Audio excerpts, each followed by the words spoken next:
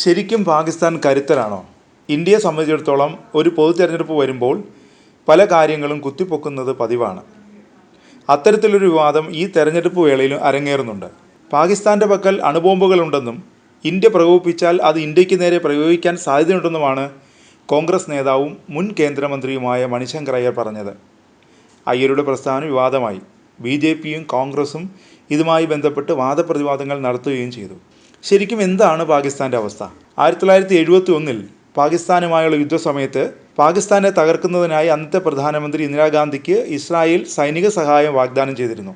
പക്ഷേ ഇന്ദിരാഗാന്ധി അത് സ്നേഹപൂർവ്വം നിരസിക്കുകയാണ് ഉണ്ടായത്. തങ്ങളുടെ സൈന്യത്തിലുള്ള ആത്മവിശ്വാസം പ്രകടിപ്പിച്ചുകൊണ്ടായിരുന്നു അവർ ഇസ്രായേലിൻ്റെ സഹായം നിരസിച്ചത്. വർഷങ്ങൾക്കിപ്പുറം ഇന്ത്യയുടെ സ്ഥിതി അതല്ല. കരുത്തും സാങ്കേതിക വിദ്യയും ആയുധശേഖരവുമെല്ലാം ഇന്ത്യ ആർജിച്ചു കഴിഞ്ഞു.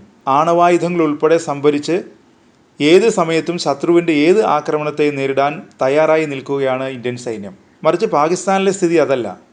ഭരണസ്ഥിരതയില്ലായ്മയും പട്ടാള അതിപ്രസരവും സാമ്പത്തിക തകർച്ചയും തീവ്രവാദ ഗ്രൂപ്പുകളുമായിട്ടുള്ള ചങ്ങാത്തവും ഒക്കെ കൂടി ചേർന്ന് സ്വന്തമായി ഒരു അഭിപ്രായം പറയാൻ പോലും ഗതിയില്ലാത്ത അവസ്ഥയിലാണ് പാകിസ്ഥാൻ. മുതലെടുപ്പിനാണെങ്കിൽ കൂടി ചൈനയുടെ കാര്യത്തിൽ കഞ്ഞുകുടിച്ചു പോകുന്ന പാകിസ്ഥാൻ്റെ പേര് പറഞ്ഞ് ഇന്ത്യയിൽ കിടന്ന് തല്ലുകൂടിയിട്ട് വല്ല കാര്യമുണ്ടോ എന്ന് ചോദിക്കുന്നവരുണ്ട്.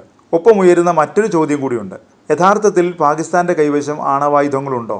പട്ടിണിയുടെ പടുകുഴിയിൽ നിൽക്കുന്ന സാഹചര്യത്തിൽ രാജ്യാന്തര കരാറുകൾ ലംഘിച്ച് അത്തരമൊരു നീക്കത്തിന് പാകിസ്ഥാൻ മുതിരുമോ? യഥാർത്ഥത്തിൽ പാകിസ്ഥാൻ മാത്രമല്ല, ആണവായുധ ശേഷിയുള്ള ഒരു രാജ്യവും അവരുടെ പക്കലുള്ള യഥാർത്ഥ ആണവായുധ ശേഖരത്തിൻ്റെ വിശദാംശങ്ങൾ പുറത്തുവിടാൻ തയ്യാറാവില്ല. അതുകൊണ്ട് തന്നെ ലഭ്യമായ വിവരങ്ങളുടെ അടിസ്ഥാനത്തിൽ കഴിഞ്ഞ സെപ്റ്റംബർ 15 പ്രസിദ്ധീകരിച്ച അമേരിക്കൻ ആണവ ശാസ്ത്രജ്ഞന്മാർ തയ്യാറാക്കിയ ന്യൂക്ലിയർ നോട്ട്ബുക്കിലെ വിവരങ്ങൾ പറയുന്നത് ഇങ്ങനെയാണ്. പ്രതിവർഷം 14 മുതൽ 27 വരെ ആണവായുധങ്ങൾ നിർമ്മിക്കാൻ പാകിസ്ഥാന് ശേഷിയുണ്ടെന്നാണ് കരുതുന്നത്. എങ്കിലും പ്രായോഗികമായി 5 മുതൽ 10 വരെ ആണവായുധങ്ങൾ പാകിസ്ഥാൻ നിർമ്മിക്കുന്നുണ്ടെന്നാണ് കോളം കണക്ക് കൂട്ടുന്നത്. ആണവായുധം വഹിക്കാൻ ശേഷിയുള്ള 36 മിറാഷ് പോർ വിമാനങ്ങളും JF-17 പോർ വിമാനങ്ങളും ഉണ്ടെന്നാണ് കരുതുന്നത്. കരയിൽ നിന്നും കടലിൽ നിന്നും തൊടുക്കാവുന്ന 6 വിഭാഗം ആണവ മിസൈലുകളും പാകിസ്ഥാനുണ്ടെന്നും ന്യൂക്ലിയർ നോട്ട്ബുക്ക് പറയുന്നുണ്ട്. അതീവ രഹസ്യമായാണ് പാകിസ്ഥാൻ അടക്കമുള്ള എല്ലാ രാജ്യങ്ങളും ആണവായുധങ്ങൾ നിർമ്മിക്കുന്നത്. ഇസ്ലാമാബാദിന് വടക്ക് കിഴക്കുള്ള ആയുധ നിർമ്മാണ ഫാക്ടറികൾ ഇതിൽ നിർണായക പങ്ക് വഹിക്കുന്നുണ്ടാവുമെന്നും ഈ കോളത്തിൽ സൂചന നൽകുന്നുണ്ട്. ഭൂമിക്കടിയിലെ 6 ബങ്കറുകളിൽ ആണവായുധ നിർമ്മാണം നടക്കുന്നുണ്ടെന്നാണ് അമേരിക്കൻ ശാസ്ത്രജ്ഞർ തയ്യാറാക്കിയ നോട്ട്ബുക്കിൽ പറയുന്നത്.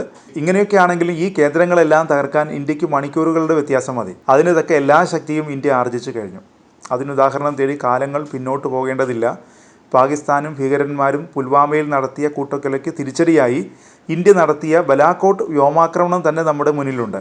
ശത്രു എവിടെ പോയി ഒളിച്ചാലും അവരുടെ താവളവും ഭീകരതയുടെ പ്രഭവ കേന്ദ്രവും അടക്കം തകർക്കുമെന്ന ശക്തമായ താക്കീതാണ് ഇന്ത്യൻ സേന ഇതിലൂടെ തെളിയിച്ചിരിക്കുന്നത്.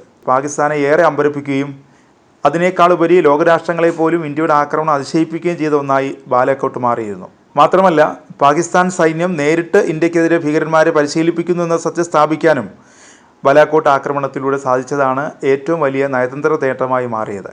അതിനുശേഷം അതിർത്തിയിൽ ഭീകരാക്രമണം നടത്താൻ പോയിട്ട് നുഴഞ്ഞു കയറാൻ പോലും പറ്റാത്ത വിധം പാകിസ്ഥാൻ ഭയപ്പെട്ടുവെന്നാണ് മുൻ സൈനിക മേധാവികളടക്കം സാക്ഷ്യപ്പെടുത്തുന്നത്.